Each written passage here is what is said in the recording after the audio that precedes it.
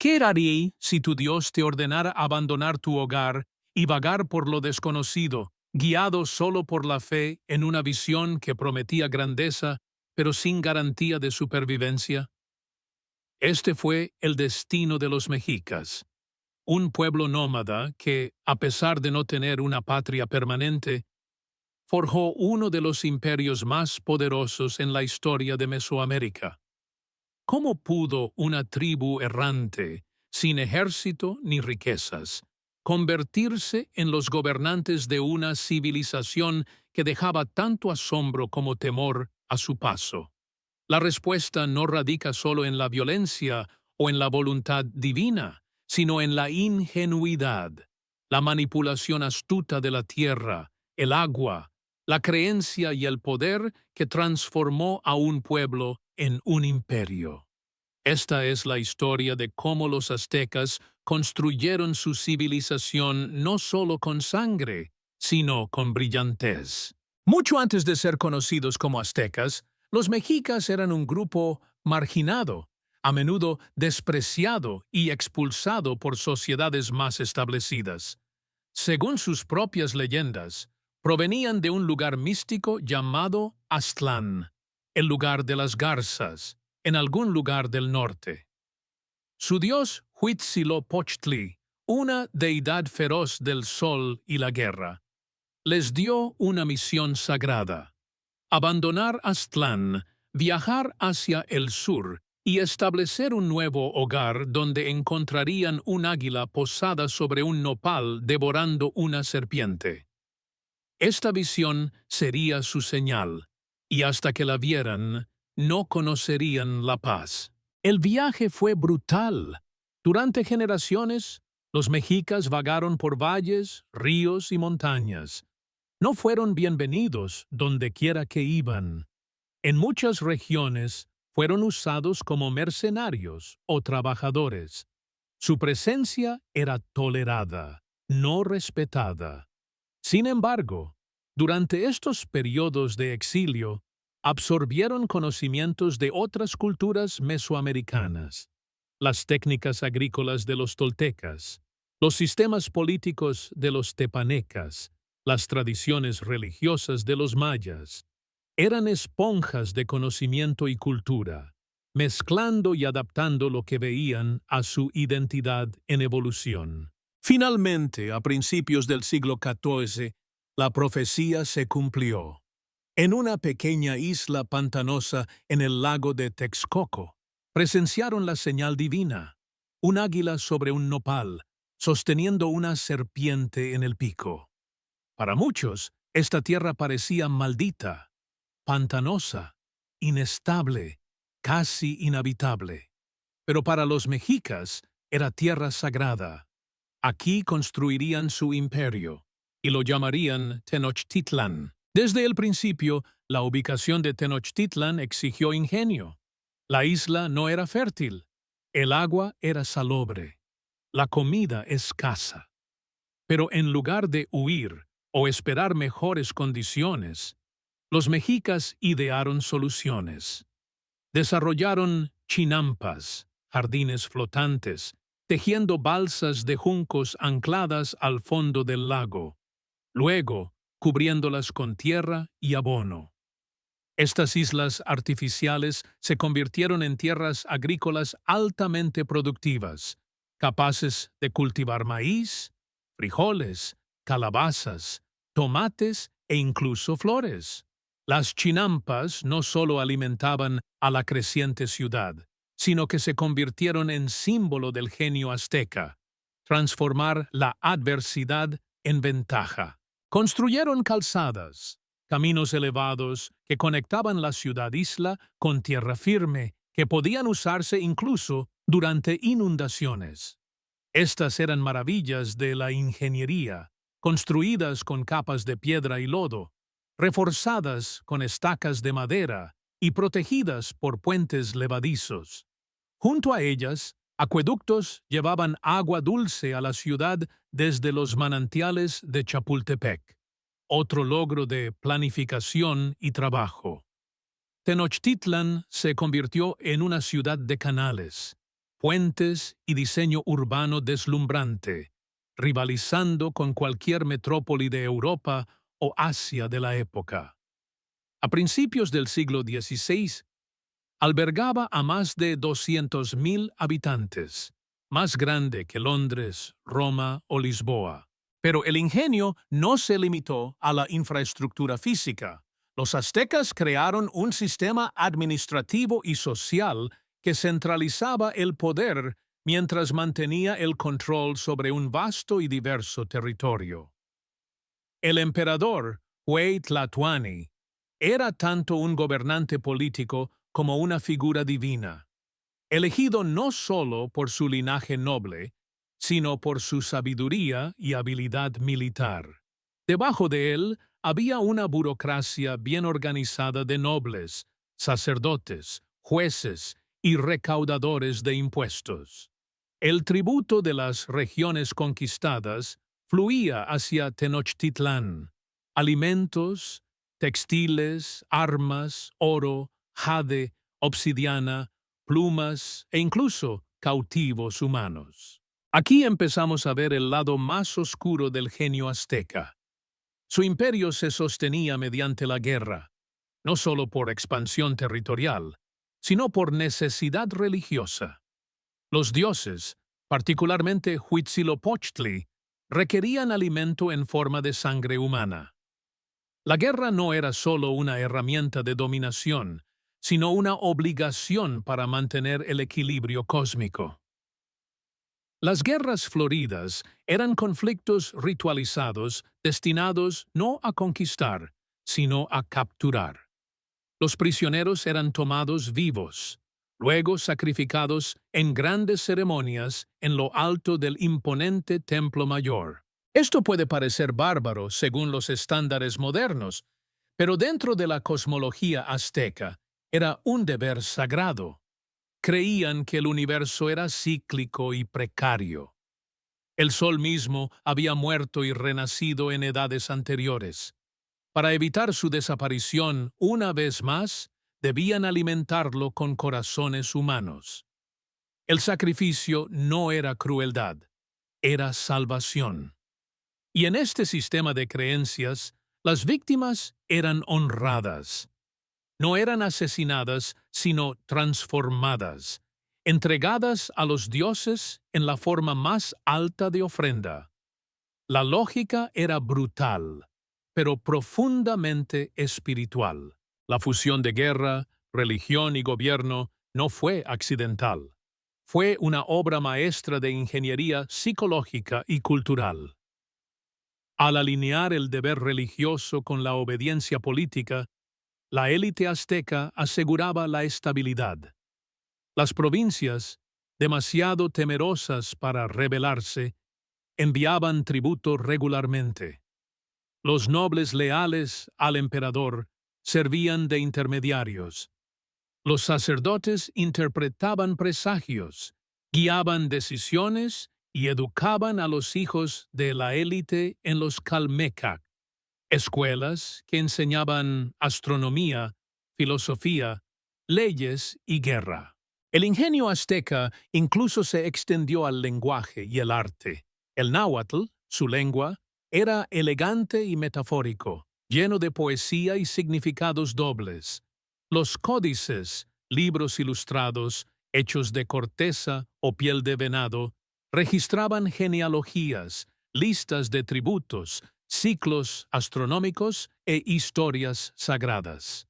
Sus escultores creaban obras maestras en piedra, no solo de dioses y reyes, sino de serpientes, águilas, jaguares, símbolos de poder y transformación.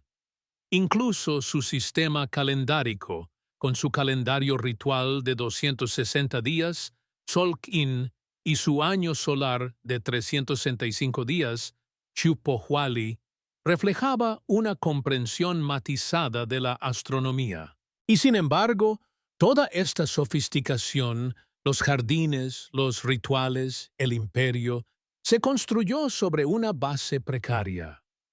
La verdadera fortaleza del sistema azteca, su dependencia del tributo, el temor y la justificación divina también lo hacía vulnerable. Los pueblos bajo su control no olvidaban los impuestos, los sacrificios ni el resentimiento. Cuando llegaron los extraños del otro lado del mar, de piel pálida y armados con acero, no encontraron un imperio unido.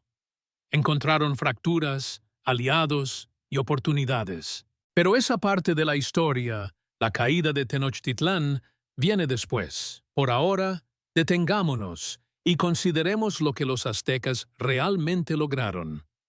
No heredaron riquezas ni territorio. No surgieron por el favor de sus vecinos. Eran marginados, sobrevivientes y visionarios.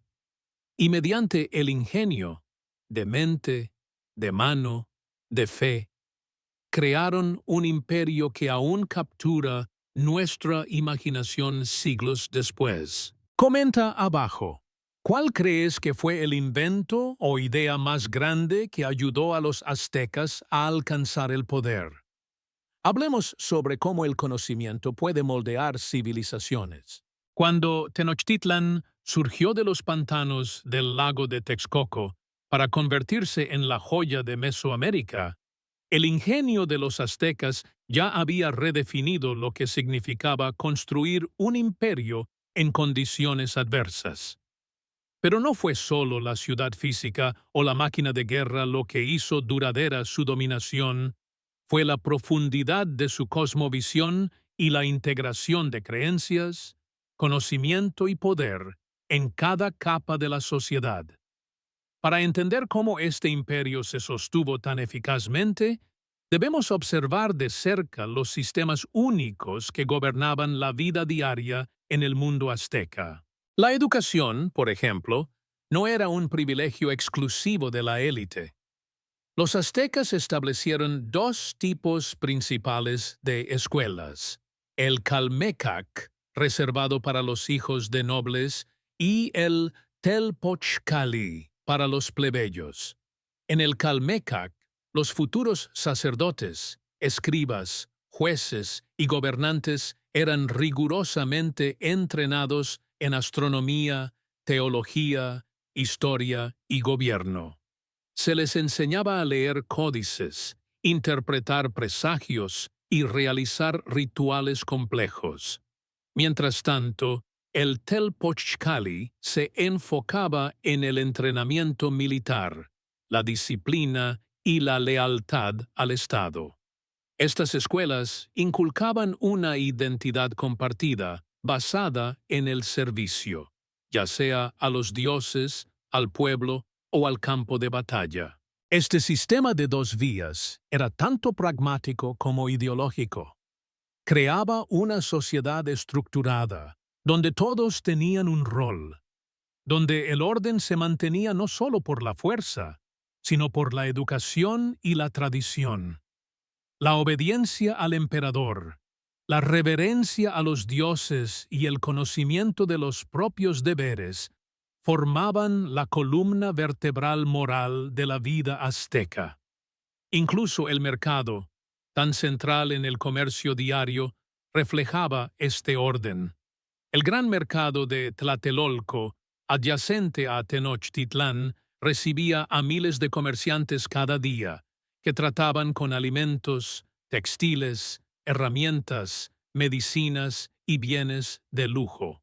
Era estrictamente regulado, supervisado por funcionarios y jueces que aseguraban el comercio justo y castigaban el robo o el engaño. Los aztecas también implementaron un avanzado sistema de tributos para mantener el control sobre su vasto imperio.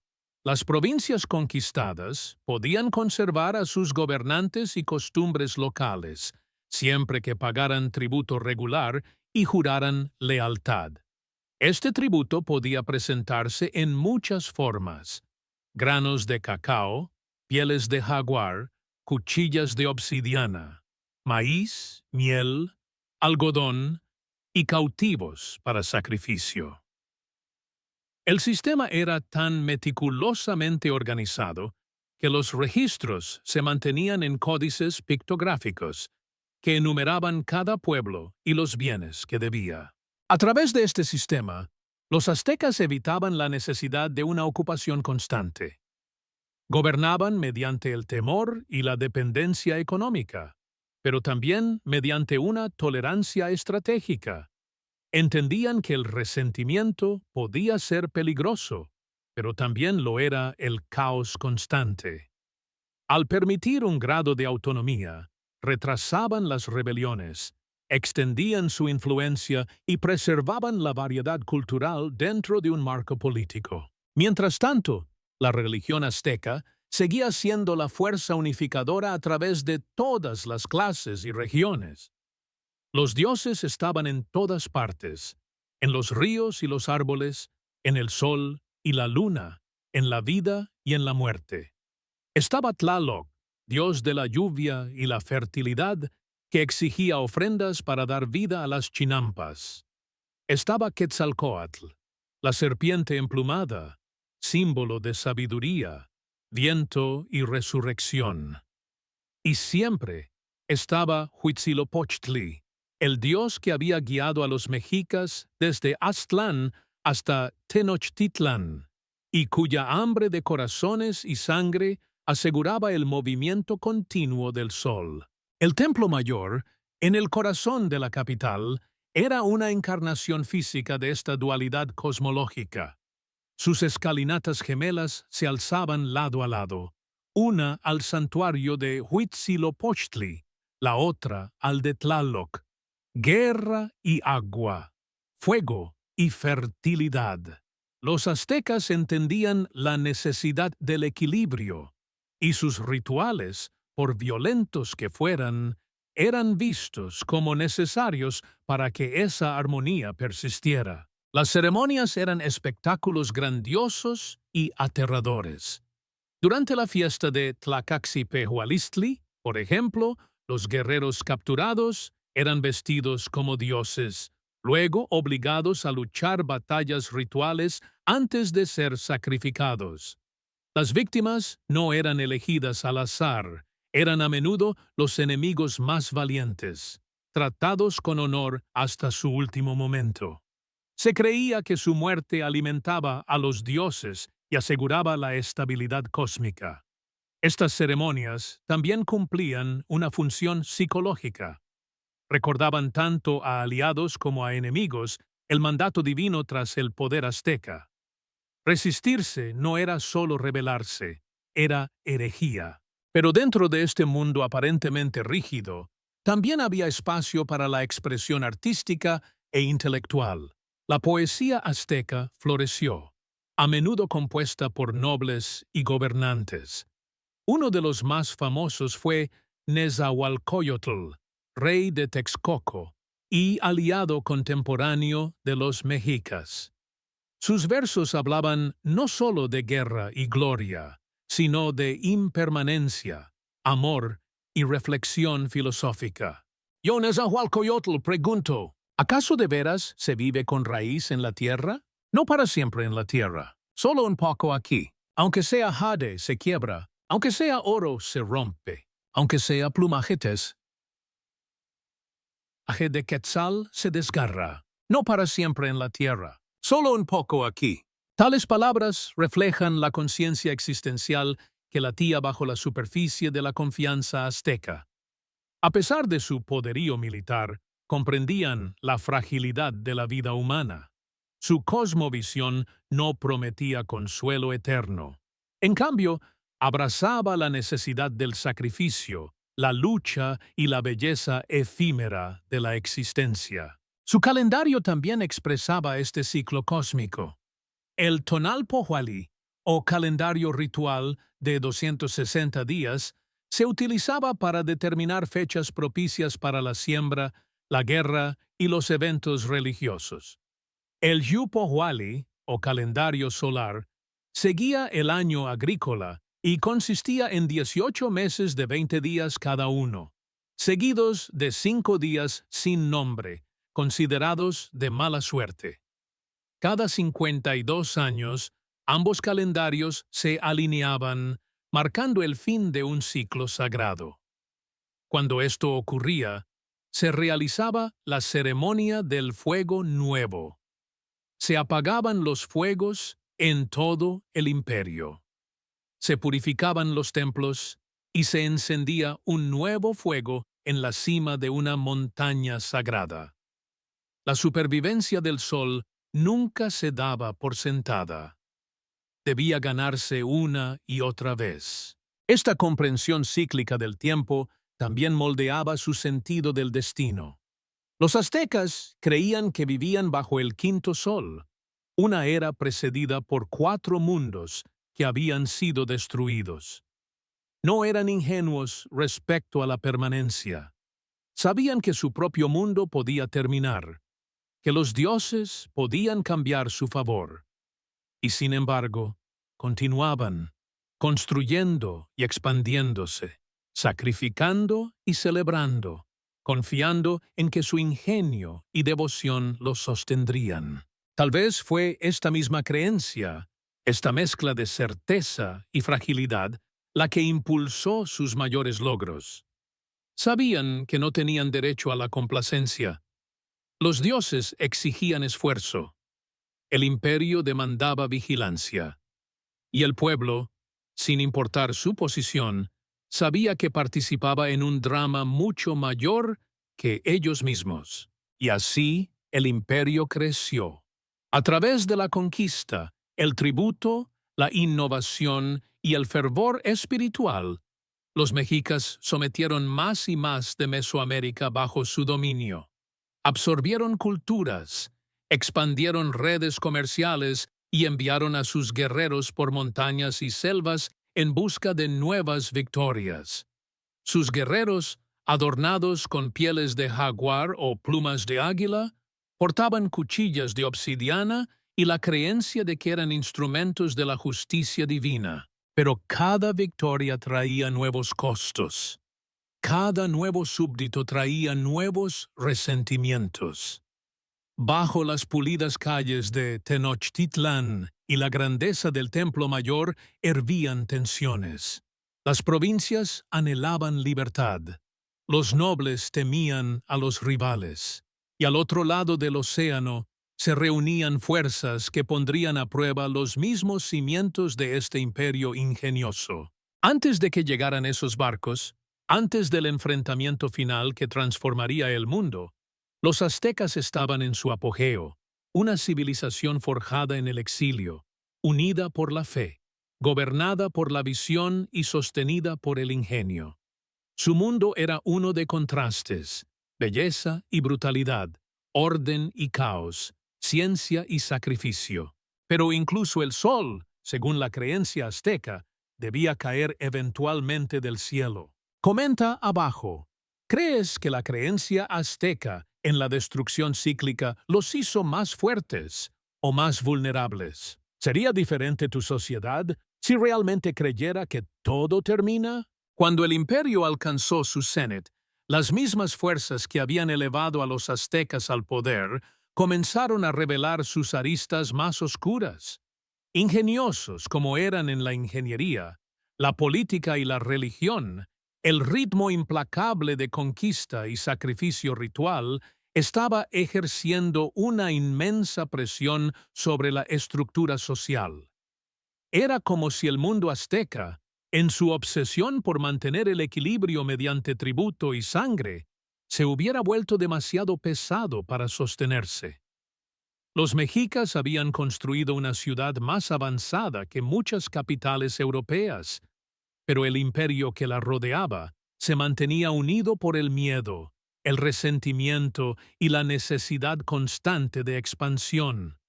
Y fue en este clima que las primeras ondas de una tormenta distante comenzaron a llegar a sus costas. Pero antes de la llegada de los españoles, el mundo azteca debe entenderse en su forma final prehispánica, una construcción brillante pero quebradiza. Tenochtitlan se alzaba como el corazón simbólico y funcional del imperio.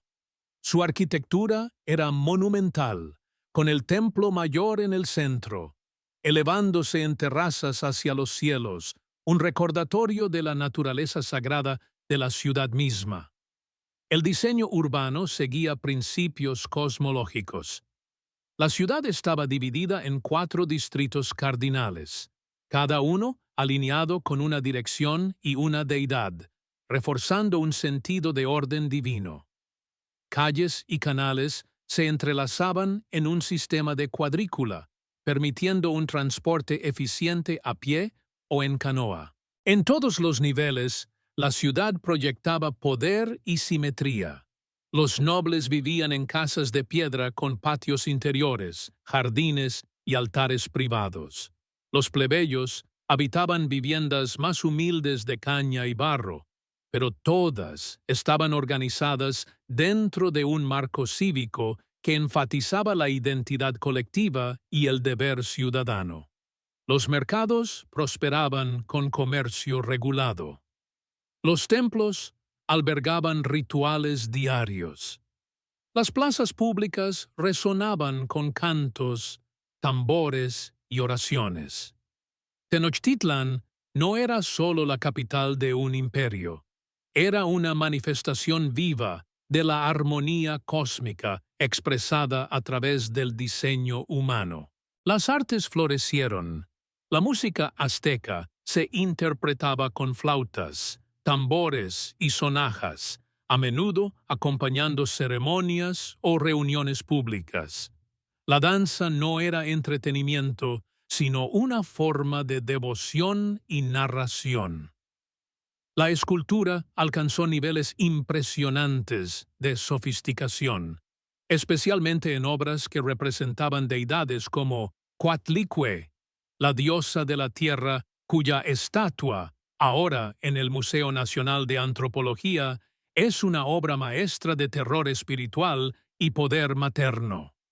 Los códices pintados capturaban mitos, historia y vida cotidiana en imágenes vívidas, preservando el conocimiento y los rituales ante una tradición predominantemente oral. Sin embargo, incluso mientras los aztecas celebraban la grandeza de su cultura, sentían la precariedad de todo ello. Los festivales religiosos aumentaron en escala e intensidad. La necesidad de apaciguar a los dioses se volvió más urgente, y con ella, la presión por obtener más cautivos para sacrificios. Algunas ciudades bajo control azteca comenzaron a resistirse a las demandas de tributo. Otras apoyaban en silencio a potencias rivales como Tlaxcala, uno de los pocos estados-ciudad independientes que constantemente desafiaban la dominación méxica. Tlaxcala, en particular, se convertiría en un actor clave en los eventos por venir. Aunque más pequeña que Tenochtitlán, era ferozmente independiente y militarmente hábil. Los tlaxcaltecas habían chocado repetidamente con los aztecas en guerras floridas, batallas ritualizadas pero reales, pero nunca fueron completamente sometidos. Su rencor era profundo, y más tarde se convertiría en una palanca para que los conquistadores españoles abrieran el mundo azteca. Es importante detenerse aquí y reflexionar. Los aztecas no eran inconscientes del peligro. Eran un pueblo supersticioso y profundamente observador. Los presagios importaban. Los sacerdotes interpretaban eclipses, rayos, comportamiento animal y sueños. En los años previos a la llegada de los españoles, se reportaron numerosos signos: la aparición de cometas, fuegos misteriosos en el cielo, voces escuchadas en el viento, y el llanto de una mujer por la noche, posiblemente el origen de la leyenda de La Llorona. Estos presagios eran vistos como advertencias de los dioses, señalando que un gran cambio, quizás el fin de una era, estaba cerca. Moctezuma Di, el emperador en ese momento, era un hombre profundamente religioso y cauteloso. A diferencia de emperadores anteriores, que proyectaban fuerza marcial y autoridad divina con confianza, Moctezuma gobernaba con una conciencia tensa de las fuerzas cósmicas que lo rodeaban. Expandió el imperio más que cualquiera de sus predecesores, pero también se volvió cada vez más aislado, dependiendo en gran medida de sacerdotes y adivinos. Su reinado estuvo marcado por la grandeza, pero también por la ansiedad. Cuando escuchó sobre los extraños hombres pálidos que llegaban a las costas orientales, montados en animales nunca antes vistos y portando armas de trueno, no los vio como simples extranjeros. Los vio como presagios o incluso como dioses. Los hombres de los que oyó hablar eran los conquistadores españoles bajo Hernán Cortés, quienes desembarcaron en la costa del Golfo en 1519. Desde el momento de su llegada, fueron mal interpretados, no solo en apariencia, sino en intención. Los aztecas no tenían un marco para entender la colonización o la conquista extranjera a tal escala. Habían encontrado a otros pueblos indígenas con diferentes costumbres, lenguas y dioses, pero hombres que cruzaban océanos, trayendo enfermedades, acero y una sed insaciable de oro, eso era nuevo. Cortés era un maestro de la manipulación. Al darse cuenta de que el panorama político de Mesoamérica estaba fragmentado, buscó aliados entre los descontentos. Forjó alianzas con totonacas, tlaxcaltecas y otros enemigos de los aztecas. Estas fuerzas indígenas, a menudo olvidadas en los relatos simplificados, fueron cruciales para la campaña española. Sin apoyo indígena, Cortés no habría tenido ninguna posibilidad contra el poderío de Tenochtitlan. A medida que Cortés avanzaba hacia el interior, Moctezuma enviaba emisarios, regalos y súplicas, no de resistencia, sino de precaución. Algunos estudiosos creen que Moctezuma esperaba apaciguar lo que creía que podrían ser dioses. Otros argumentan que ganaba tiempo, inseguro de cómo proceder. De cualquier manera, eso retrasó el enfrentamiento militar y permitió a los españoles entrar en el Valle de México relativamente sin oposición. Cuando Cortés finalmente llegó a Tenochtitlán, quedó asombrado.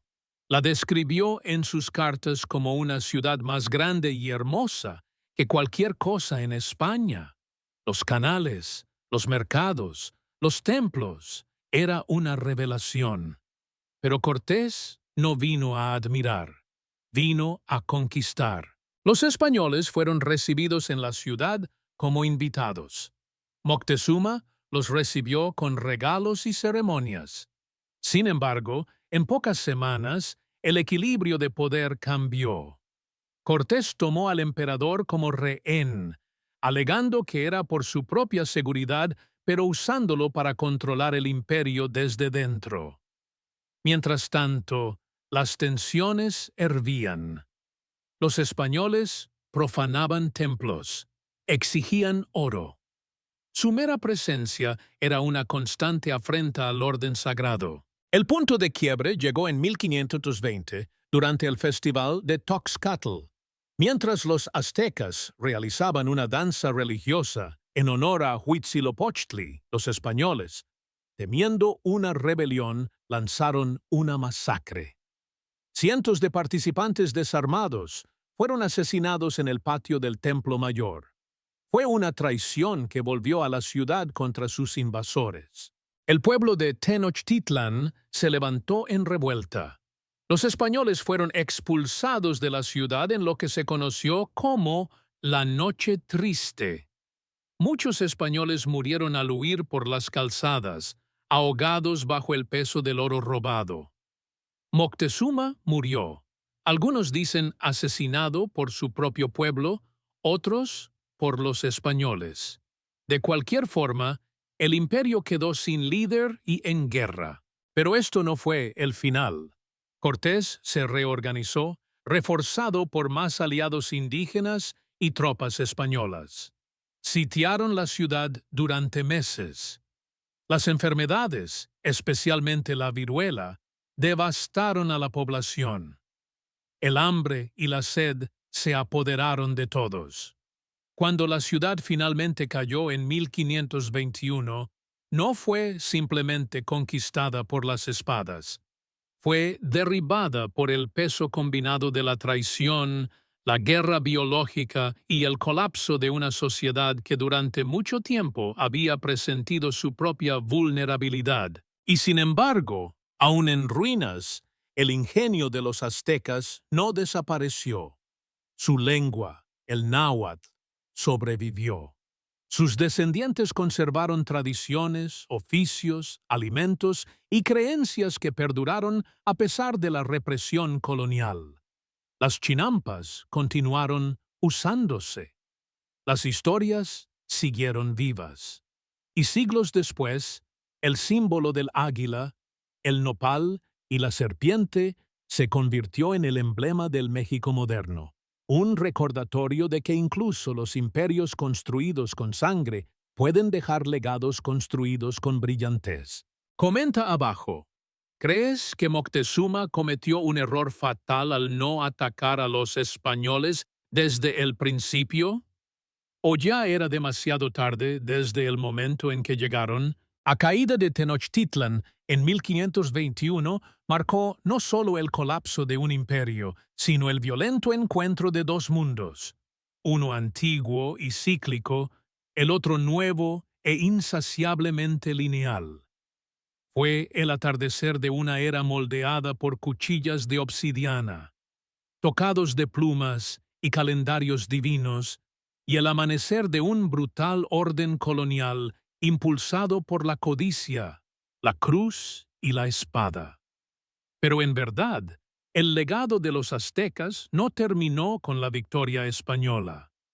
En las cenizas de su capital, algo más perdurable echó raíces: la supervivencia del ingenio, la identidad y la cultura bajo una presión inimaginable. Cortés y sus hombres arrasaron Tenochtitlán, construyendo la Ciudad de México sobre sus ruinas. Los templos fueron desmantelados, los ídolos destruidos, los códices quemados y el recinto sagrado convertido en una plaza catedralicia. Los españoles buscaron borrar los símbolos de la divinidad azteca, reemplazándolos con las banderas de la conquista cristiana. Pero debajo de esta destrucción física, el alma mexica perduró. Los sobrevivientes, muchos de ellos artesanos, agricultores y antiguos guerreros, no desaparecieron, se adaptaron. Esta adaptación no fue rendición, fue resiliencia. Antiguos sacerdotes se convirtieron en escribas cristianizados, nobles aztecas, algunos de los cuales fueron perdonados por su cooperación, conservaron tierras e influencia bajo el sistema colonial. Las lenguas indígenas continuaron hablándose. Los rituales fueron modificados, ocultos o sincretizados con tradiciones católicas. Incluso los sistemas agrícolas, como las chinampas, siguieron funcionando y sustentaron la creciente capital española. En otras palabras, las herramientas del genio azteca demostraron ser más duraderas que su imperio. Esto habla de una verdad más amplia, que el ingenio sobrevive a la conquista. Mientras los españoles imponían su religión, su gobierno y sus sistemas económicos, también dependían en gran medida del conocimiento nativo. Escribas nahuas crearon anales en letras latinas. Canteros indígenas construyeron iglesias coloniales usando las mismas técnicas que antes usaban para pirámides. Los mercados, aún bulliciosos, ahora eran grabados por nuevos gobernantes, pero su estructura seguía siendo indígena. Y con el tiempo, la sociedad colonial misma se volvió mestiza, una mezcla de indígena y europeo, un híbrido nacido del choque y la adaptación. Muchos de los sistemas fundamentales de la vida prehispánica continuaron en formas alteradas. El sistema de tributos se transformó en encomiendas, concesiones de trabajo indígena a colonos españoles. Pero el concepto de tributo ya existía antes de los españoles. La diferencia ahora era quién lo cobraba y bajo qué nombre.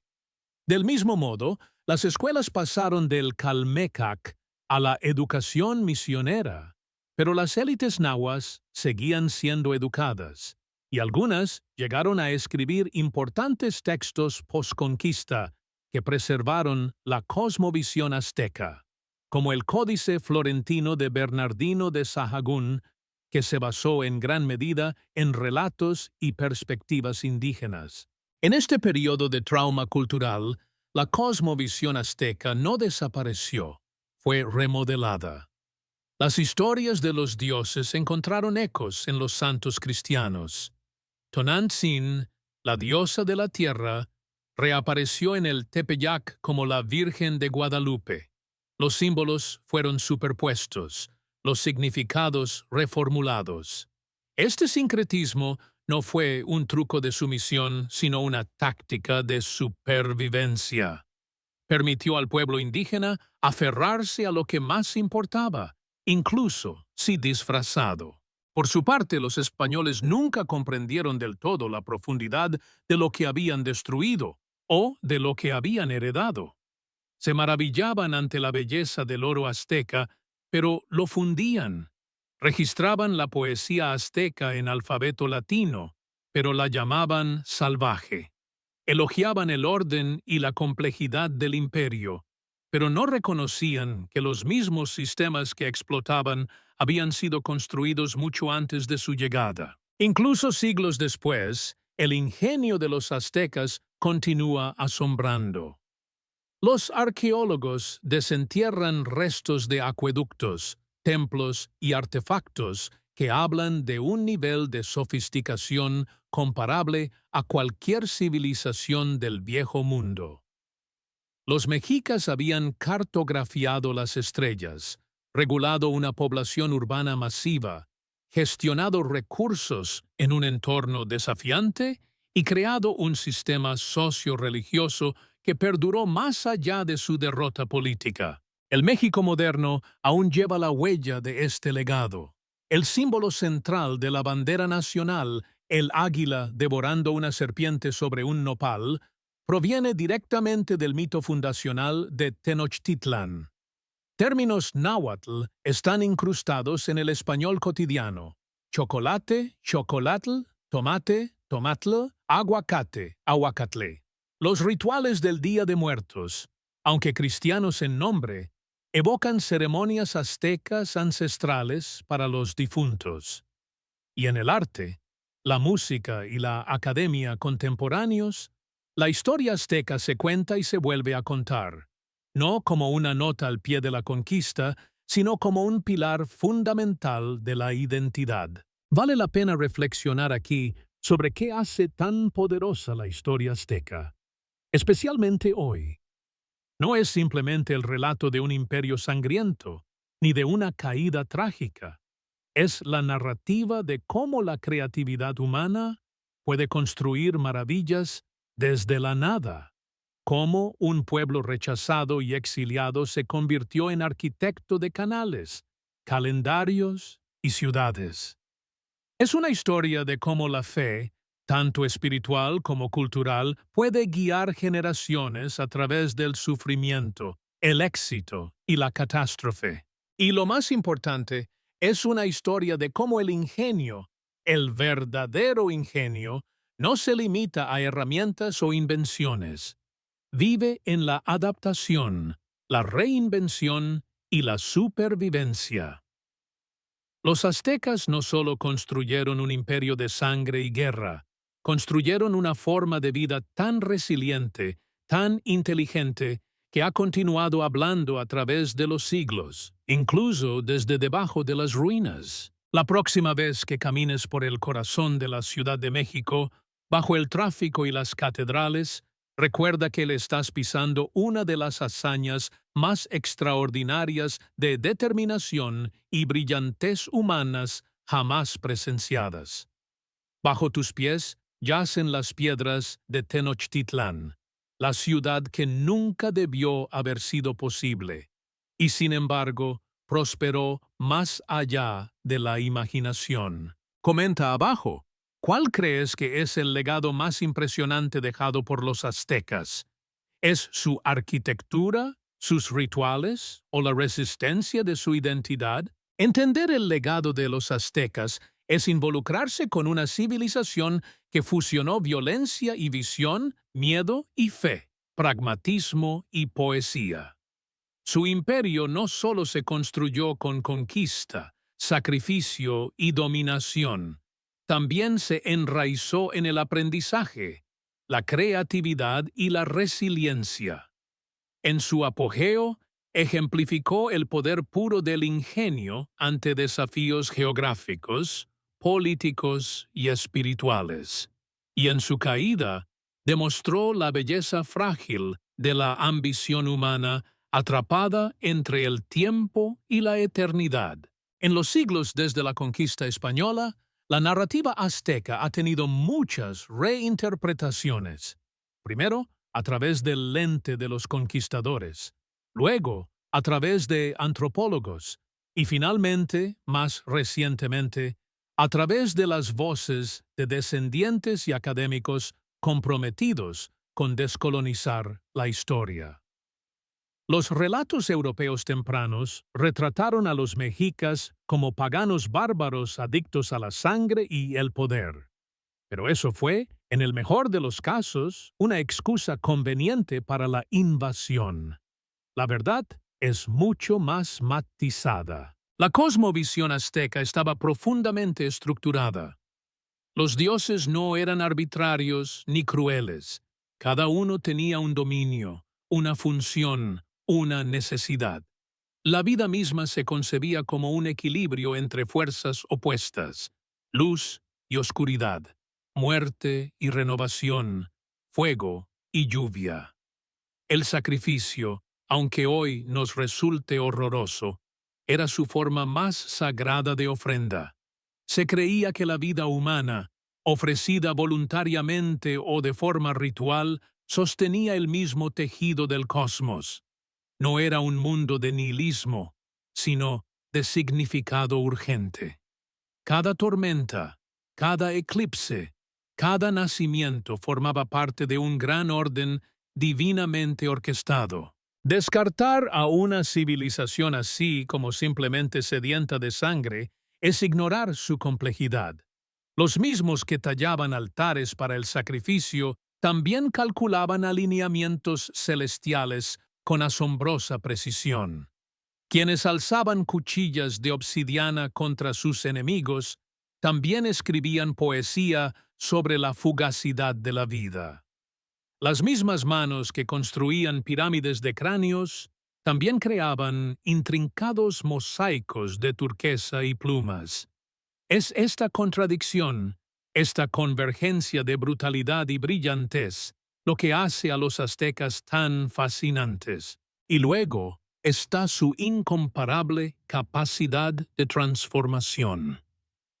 Tras la conquista, lo que debería haber sido una aniquilación total se convirtió en una metamorfosis. Los mexicas, junto con cientos de otros pueblos indígenas de Mesoamérica, aprendieron a sobrevivir dentro de un sistema diseñado para borrarlos. Lo hicieron a través de la desobediencia silenciosa, el sincretismo cultural y la preservación de la memoria. Lo hicieron mediante la continuidad del idioma, la adaptación de prácticas espirituales y la transmisión intergeneracional de historias. Incluso hoy, muchos de los descendientes de los aztecas aún viven en las mismas tierras que sus antepasados cultivaron. En pequeñas aldeas fuera de la Ciudad de México todavía se cultivan chinampas. El náhuatl aún se habla en hogares y aulas, y en el Día de los Muertos, cuando las familias construyen altares y encienden velas para sus antepasados, hacen más que honrar a los muertos. Repiten la antigua reverencia mexica por la vida, la memoria y la continuidad. Quizás no haya mayor testimonio del ingenio azteca que esta supervivencia. No solo la persistencia de tradiciones o tecnologías, sino la continuidad de una cosmovisión. La creencia de que la vida es sagrada, que la historia es cíclica y que la identidad puede sobrevivir a los imperios. Este espíritu ha impregnado la cultura mexicana moderna con una mezcla única de reverencia y rebelión, de resiliencia y orgullo. Tenochtitlán pudo haber sido conquistada, pero su visión permanece. Vive en murales, en la literatura, en el idioma, en la ceremonia. Habla a través de la arquitectura de pirámides. Ahora, rodeadas de rascacielos, a través de protestas indígenas por los derechos sobre la tierra y mediante el resurgimiento del orgullo cultural en un país que aún lidia con cicatrices coloniales. También nos desafía, a quienes estamos fuera de esta herencia, a reconsiderar qué llamamos civilización. ¿Es solo tecnología, leyes y crecimiento económico? ¿O también incluye lo espiritual, lo simbólico, lo cósmico? Los aztecas nos recuerdan que la grandeza humana puede medirse no solo por el avance científico, sino por cuán profundamente una sociedad se conecta con el significado. Sus calendarios no solo registraban el tiempo, lo encarnaban. Sus templos no eran meros monumentos, eran portales a reinos divinos. Toda su sociedad fue construida para reflejar las estrellas, honrar a los dioses y situar cada acción, cada sacrificio en un gran contexto trascendente. En un mundo moderno obsesionado con la velocidad, el consumo y el progreso lineal, la historia azteca se siente como un espejo que refleja nuestras propias suposiciones. ¿Y si el poder es temporal? ¿Y si la historia se repite? ¿Y si el sacrificio y no la adquisición es la forma más alta de honor?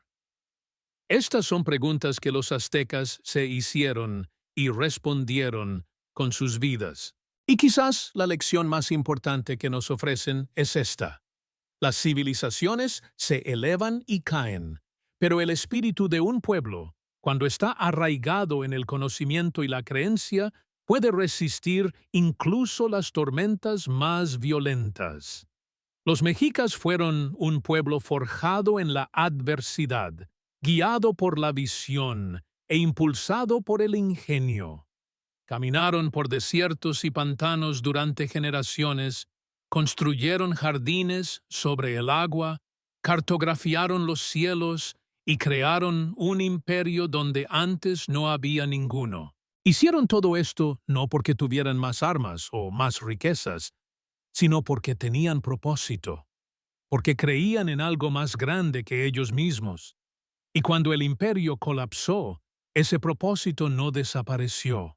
Cambió, se fue al subsuelo, esperó, y hoy, de formas grandes y pequeñas, aún respira. La historia de los aztecas no es solo una historia de sangre y guerra. Es una crónica de brillantez, de cómo un pueblo convirtió el exilio en imperio, el pantano en capital y la fe en ingeniería. Su ingenio no solo sostuvo su imperio, lo hizo inolvidable. Comenta abajo, ¿qué crees que puede aprender el mundo actual del ascenso y la caída de los aztecas? ¿Deberíamos replantearnos cómo definimos civilización? Gracias por ver este video. Haz clic aquí para ver otro video interesante.